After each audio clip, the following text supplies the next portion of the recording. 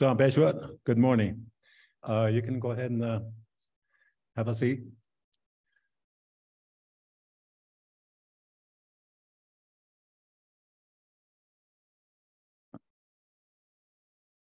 Just like to apologize for the lateness. I just got the memo this morning, so just kidding. But you know, we want to. You've seen out here, we're going through a lot of construction out here, out on here on the freeway, and plus on our other road called Highway 91. Got a lot of construction going on, so there's a lot of looks kind of dusty and things like that are going on. But it's been a long time coming, especially for our freeway place out here. It is finally getting redone. It hasn't been redone since the late 1950s, so it's good that we're getting that. Took a long time coming, as I indicated. Just want to welcome you all here today. It's good that we're all be able to come here and sit down and talk and find out what solutions, if there's solutions that need to be made, talk about some of the problems that we have, and talk about our culture that we have here too. So it's a good thing that we're able to put all of this together. I'd like to have our council members stand up out here that are here today. Donna, Claudia, Lewan, Lad is okay. We got a quorum, so let's take some action. This is my my last week being on the business council. I announced over a year ago that I was going to be retiring, so a lot of people didn't believe me, but I am retiring. So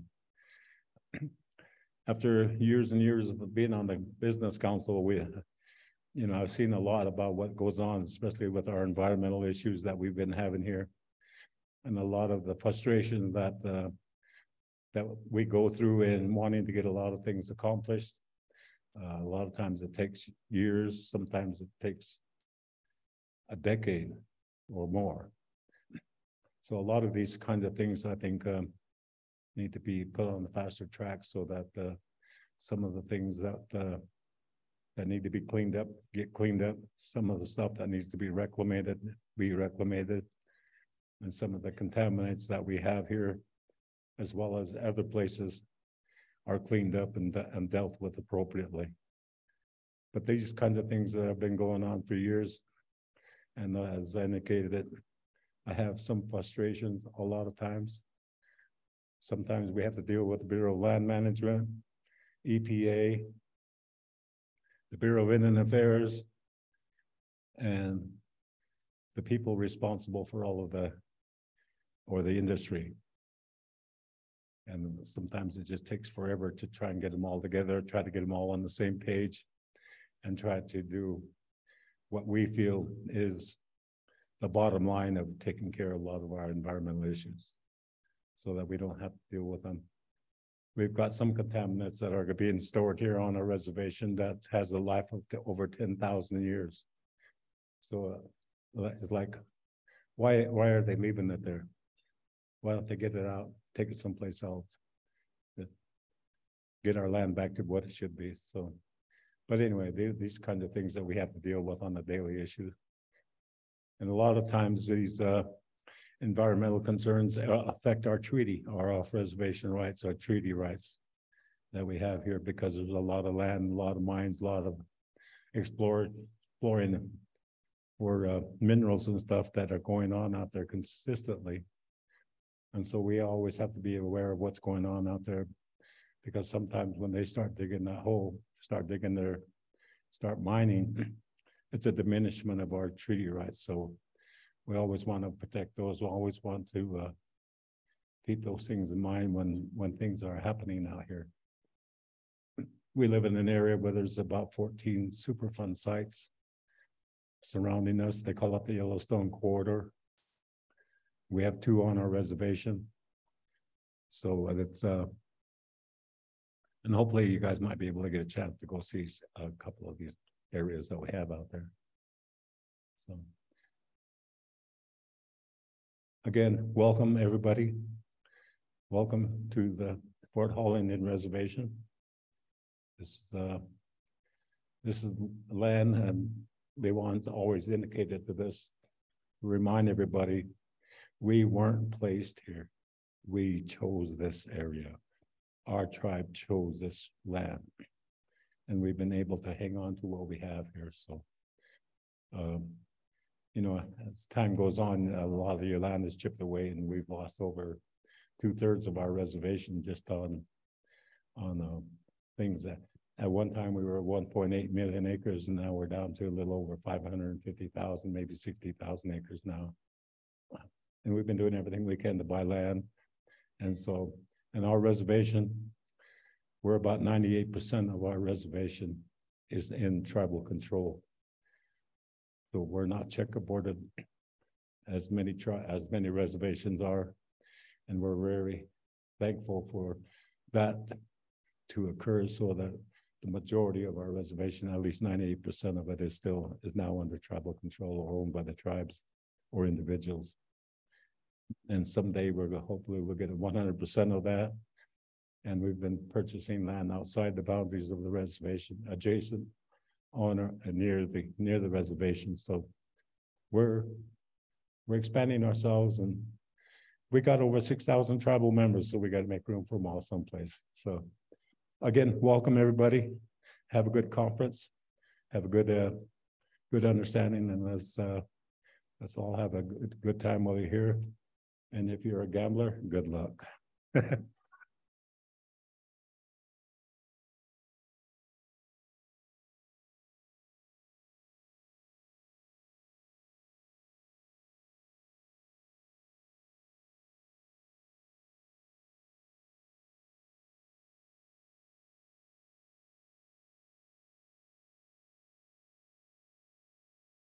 Good morning again, and welcome to everybody who is joining us online. We have a hybrid event this morning. For the next 3 days. So we have I'd say about 180 folks in person.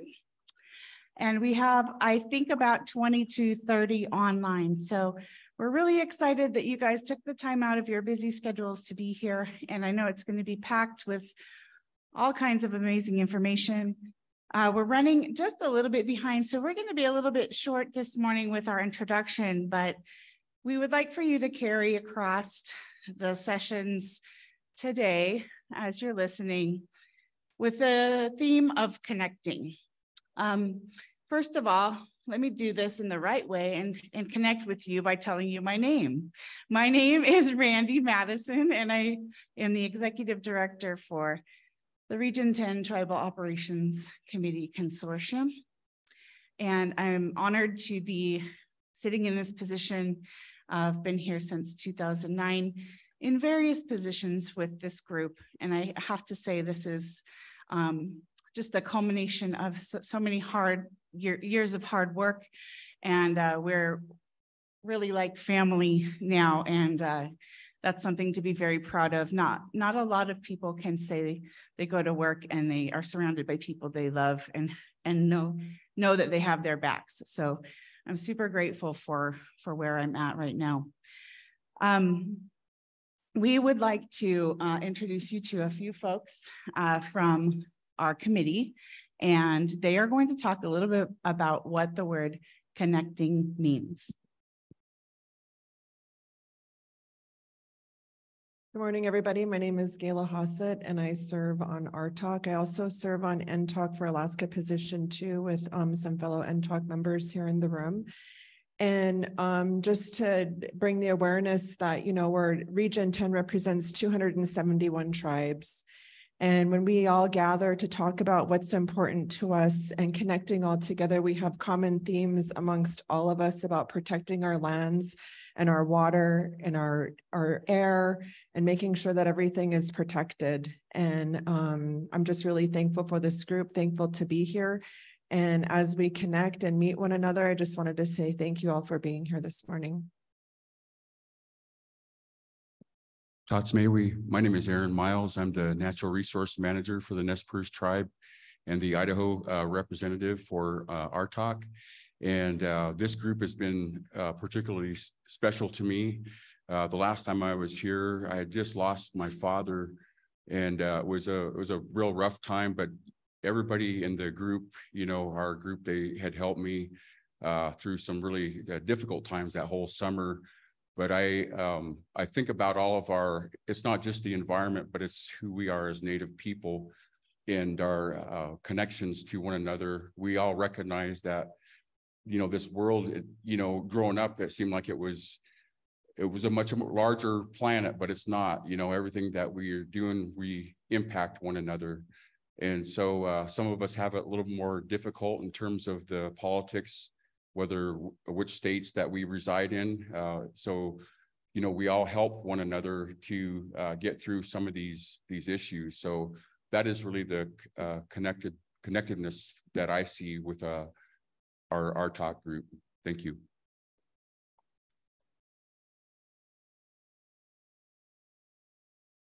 Good morning. My name is Andrea Samara. I am the Oregon rep on the RTOC. I also am an environmental program specialist for the Confederated Tribes of Siletz Indians on the Oregon coast. And I just want to say thank you for allowing us to be here and work together with you all to move forward on all this important work we're doing. I think for me, I haven't been on the RTOC long. I am still pretty new at this whole representing thing. So, but I was thinking about this, and I think you can look at it a lot of ways, from the very fact that all of the Native peoples in here have different struggles on keeping their cultural traditions alive and connecting with their land because of either challenges of not having a land base or very small land base, or there being so much pollution and degradation that those resources are no longer able to be used in the way they were meant to be. But we're all working to change that and make that better. And I think so part of the connection goes back to learning how to connect with one another on this work, whether it's with other tribes, nonprofits, state, local, and federal agencies. We need to try and move forward in the most positive way and find the most promising connections. Thank you.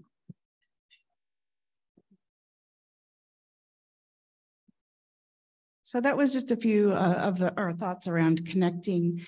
The other obvious choice or obvious connection that we have is with our environment and with our lands and our air and our water. And that's really why we're all here. We can't survive on this planet just with connections with people, although that is one thing that is core to our being. We still have our connections that make us identify with who we are, with the places that we live and the air that we breathe and the plants that we can harvest and the fish that we can catch, and those activities tied to our connection to that land is our culture. So everything that we're doing comes down to this idea of connection. And so we'd like for you to just take a moment to reflect on that, but also talk to other people about what that means to you. If you see folks here who you don't know, maybe they're agency folks from EPA, tell them what it means to you to have that connection to your land. They get it. They know. They're really great partners, but it never hurts to hear another story, because our stories are really what carry us, and they carry a lot of emotion and meaning. So don't be afraid to share. The other thing I just wanted to do was a little bit of housekeeping. As we go into our next session, we have about 6 minutes. I'd like to just sort of orient you to this Whova app and this platform that we're using this year. So for folks that are online and in person, you can participate and connect with each other as well through this amazing technology. You are welcome as anybody who's registered and in the system. And we do have some folks to still enter. So you will be entered by lunch, but you have the ability to set up meetups, virtual meetups. So if somebody online is listening and they're like, ooh, I really want to hear more from this person, whether it's a speaker or somebody that they see that's just here in person, they can make a meeting with them online through the app. There's also the agenda that we're hoping that you will be able to access the agenda through your app this year. As an environmental organization and workers, we really want to reduce the amount of paper that we use. I do understand that there's need for the paper for some of our elders or folks who don't have access to their internet or who can't access the app here. We will try to print out a few more of those copies for you. We were also having a little bit of a technical difficulties with our printer, so that's why they weren't in your bags this morning too, for the elders in the room. And then last but not least, we're going to have a chance to connect outside of these meetings. We have 2 field trips scheduled for this whole stay. One is today. We didn't have a chance because I was too consumed with other things this morning to get our sign-up sheet for our field trip to Gay Mine. And Kelly, could you come up and just give a real brief synopsis of what to expect on that field trip? He loves it when I do this to him. As he's coming up, the other field trip we have scheduled is for tomorrow, and that's to Lava Hot Springs. And this is one of the Shoshone-Bannock tribe's traditional healing waters. And I believe that the tribe owns the property, and it's just an amazing experience. It's one of my favorite hot springs I've ever been to, and I'm a pretty good aficionado of hot springs. So I hope you decide to come to that too. But let's hear from Kelly a little bit about Gay Mine, and then we'll move on to our next session. Hi, as she introduced, I'm Kelly Wright, as I told you earlier. Yeah, paybacks. The Gay Mine was started in 1946. It was operated between J.R. Simplot and the FMC facility. We're going to take you up and show you what BLM claims is reclaimed area. You can see for yourself. We're going to take you into headquarters, take you out and show you A12, which is another long story, but with just we've got all sorts of pits out there. A12 starts as a clean body of water that it runs over into a couple holding ponds, runs over the hill through some contaminated soils, and by the time it gets down in the bottom, it has high concentrations of selenium. We're finding that there's also some high concentrations of selenium in the vegetation growing on the slopes of A12. We're working with EPA diligently to return that stream back to itself and be able to set up some wetlands. We can show you those as we're going up there.